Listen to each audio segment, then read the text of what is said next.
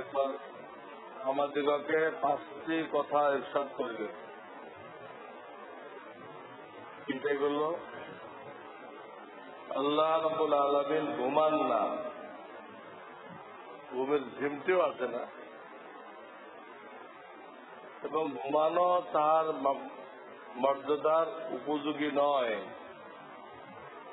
2, তিনি রুজি কম ও বৃদ্ধি করেন, এটা তার হাতে। আমরা চাইলে বাড়াইতে পারবো না, আল্লাহ হাতে। তাহার নিকট শাস্ত্রের আমল দিনের পূর্বে, দিন আসার পূর্বে পৌঁছে যায়, এবং দিনের আমল, আমাদের আমল আছে, রাত্র আসার পূর্বে পৌঁছে যায়। তাহার এবং মাখলুকাতের মাঝখানে অসংখ্য পর্দা আছে। এই পর্দাগুলো হইল নূরের।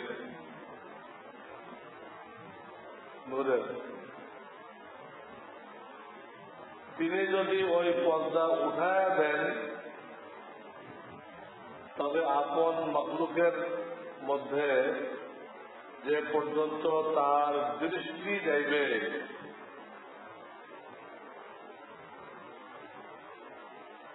ওই পর্দার নূর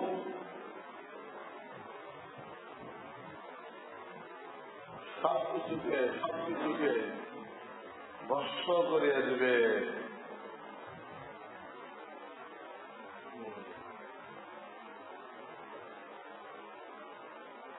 তো এখানে কয়েকটা বিষয় বলা হয়েছে, যেগুলো আমাদের ঈমান আকীদার সাথে সম্পর্ক। আমরা কাজ করতে গেলে ক্লান্ত হয়ে যায়, রেস্ট দিতে হয়, চা খেতে হয়, ঘুমাইতে হয়, কিন্তু আল্লাহ এত বড় বিশ্ব চালাইতেছে, তিনি কি ক্লান্ত হন? হ্যাঁ, ঘুমাইতে হয়। সেগুলো ঈমান আকীদার সাথে জড়িত।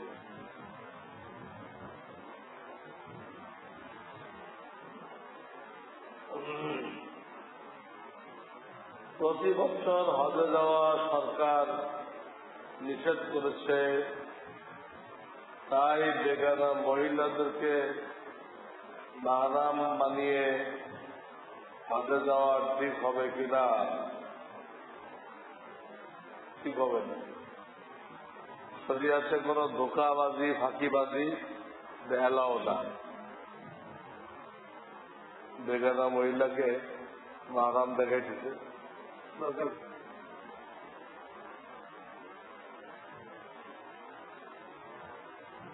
কিছু মৌলানা হজের সময় কালেকশন করার জন্য এইভাবে অন্য মহিলার সাথে হজে যায়, গেলে সে গুনাহগার হচ্ছে, তাতে তো না জায়েজটা কি হয়ে যাবে না, জায়েজ হয়ে যাবে না।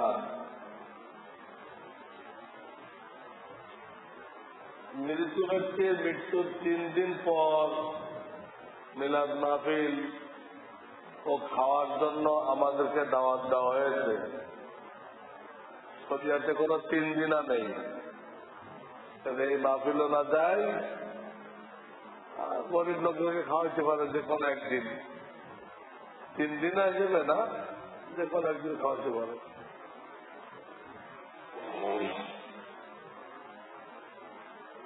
এক ব্যক্তি ইশার পরে ভিত্তির নামাজ না পড়ে ঘুমিয়ে যায়,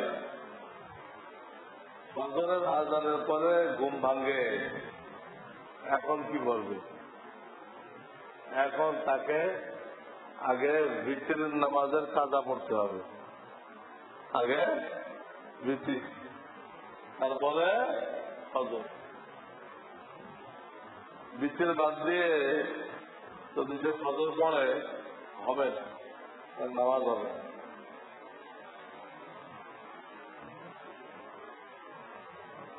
আমার প্রয়োজনে আমি কি ব্যাংক থেকে ঋণ নিতে পারি?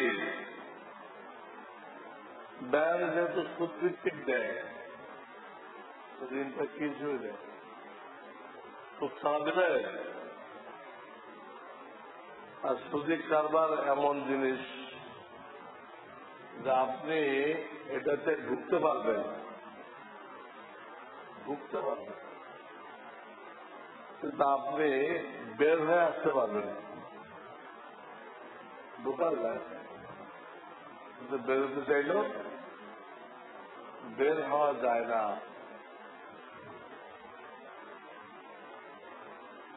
আপনারা জেনে রাখেন, কেউ ঢুকলে পরে তার বুঝে আসবে আমি কতটা সত্য কথা বলি।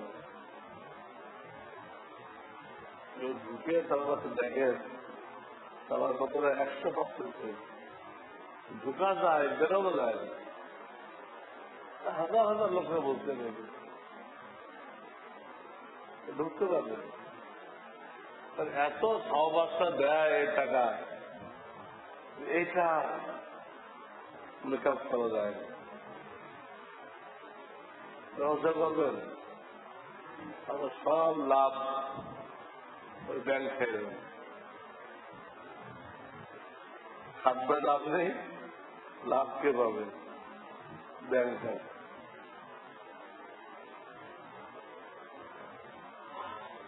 এই জন্য চেষ্টা করতে হবে এই ব্যাংকের লোন থেকে বাঁচার জন্য। কেউ যদি আটকায় দেয় আর অপারগ হয়ে যায় তো অপারগের জন্য শরীয়তে আটকায় রাখে না। চলো, ফজরের ফরজ নামাজের জামাত প্রথম রাকাত ধরার জন্য যদি সুন্নত নামাজের শেষ বৈঠকে শুধু আস্তায় টুপুরে সালাম ফেরাই তো সমস্যা হবে কিনা? প্রথম রাকাত ধরা কোনো জরুরি না। সুন্নত করে প্রথম রাকাত ধরতে হবে এর কোনো, দ্বিতীয় রাকাত ধরেন সালামের আগে শরীক হন, অসুবিধা নেই। তারপরও কি করতে হবে? সুন্নতটা পড়তে হবে। যদি কোনো বেকার লোকের কাছে একসাথে 1 লাখ টাকা আসে এবং সে এখান থেকে প্রতি মাসে 10,000 টাকা করে খরচ করে, বাকি টাকার জন্য কি তাকে জাকাতের যা করতে হবে? এর তো নিসাব থাকবে না। 1 লাখ টাকা তো হাতে আসছে, মাসে নিচ্ছে কত? 10,000। 12 মাসে, হ্যাঁ, এই টাকা তো 1 বছর দিল না। খরচ খরচা হয় নিসাব পরিমাণ টাকা প্রায় 60,000 টিকে থাকতে হবে। তো নিসাব পরিমাণ কি? টাকাই থাকতেছিল। নামাজ বলতে কি বুঝায়? আপনারা যা বুঝেন এটাই বুঝায়। এর জন্য শুধু করতে হবে, লেবাস করতে হবে, তকবীরে তাহিমা দিতে হবে, রুকু সিজদা করতে হবে, এই বোঝেন না? এটাই নামাজ। এর বাইরে আর কোনো ধারণা নেই।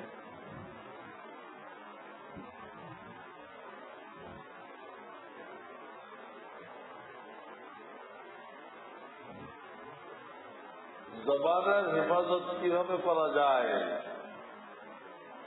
এটা এইভাবে ফল হবে না। এটা আপনাকে কোন শায়েখের সাথে সম্পর্ক করতে হবে। হক্কানি শায়েখের সাথে কি করতে হবে? এটা রুহানি ব্যাধি, তার কাছে গোপনে জিনিস করতে হবে। এখানে গণচিকিৎসা দ্বারা জবানের হেফাজত হবে না।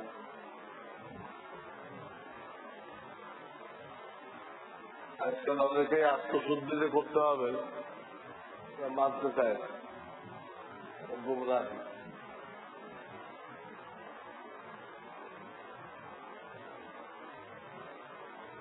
পবিত্র কোরআন শরীফের বাংলা অনুবাদ পড়া যাবে কিনা? যে আরবি থাকে তাহলে পড়া যাবে, শুধু বাংলা অনুবাদ আরবি নেই, পড়া যায়, ছাপানো যায়, কেনাও যায়। তাসবিহের নামাজের প্রথম সময় এবং শেষ সময় বলে দিবেন। প্রথম সময় তো বেলা ওঠার পরে 10 মিনিট, বেলা ওঠার পরে 10 মিনিট দেরি করতে হবে, তাহলে ইশরাকের টাইমও শুরু হয়ে গেল, নাস্তার টাইমও শুরু হয়ে গেল। শেষ টাইম কত? শেষ টাইম কত? দ্বিপ্রহার একদম মাথার উপর যে সূর্য আছে তার 5 মিনিট আগে পর্যন্ত ইশরাকও পড়া যাবে, চাষও পড়া যাবে।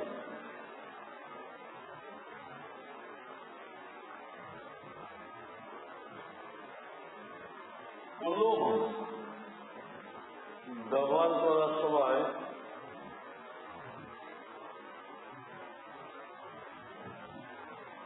কুলুকের যে অংশে নাপাকি লাগে সে অংশ যদি কাপড়ে বা শরীরের কোন অংশে লাগে তাহলে কি ওই কাপড় বা শরীর নাপাক হবে? তা তো হবে। জেলা কুলুকের যেখানে নাপাক লাগছে ওই অংশটা আবার জামার সাথে লাগে, ওই জায়গা ধুয়ে নিতে হবে।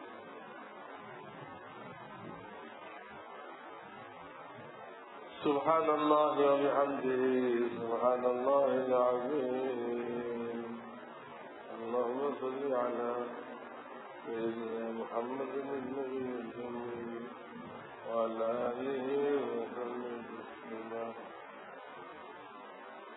يا أول الأولين يا آخر الآخرين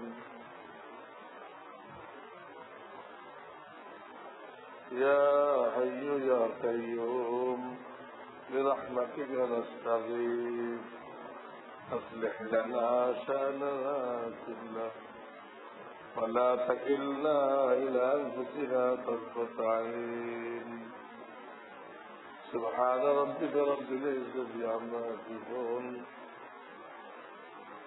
وسلام على المرسلين الحمد لله رب العالمين। আমাদের এই মসজিদে জামাত আছে।